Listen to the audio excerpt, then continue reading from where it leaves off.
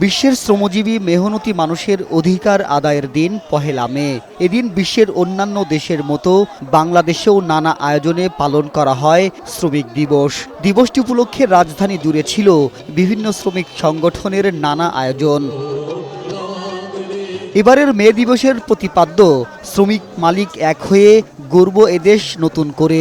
এছাড়া গণ অভ্যুত্থানে আহত নিহত শ্রমিকদের শ্রদ্ধার সঙ্গে স্মরণ এবং জুলাই গণ অভ্যুত্থানের চেতনাকে ধারণ করে পালিত হচ্ছে এবারের মে দিবস। মে দিবস উপলক্ষে সরকারি উদ্যোগে শোভাযাত্রা বের করে শ্রম ও কর্মসংস্থান মন্ত্রণালয়। এই শোভাযাত্রার উদ্বোধন করে শ্রম ও কর্মসংস্থান উপদেষ্টা বলেন, শ্রমিক মালিক সম্পর্ক উন্নয়ন ও শ্রমজীবী মানুষের অধিকার আদায়ে সরকার নানা উদ্যোগ নিয়েছে।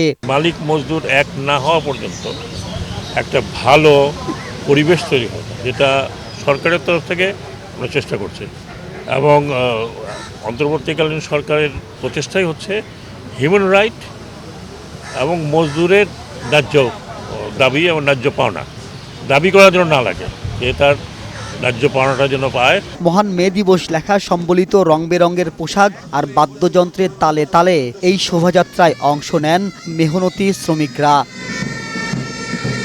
মাহবুব আজমি, বৈশাখী সংবাদ, ঢাকা।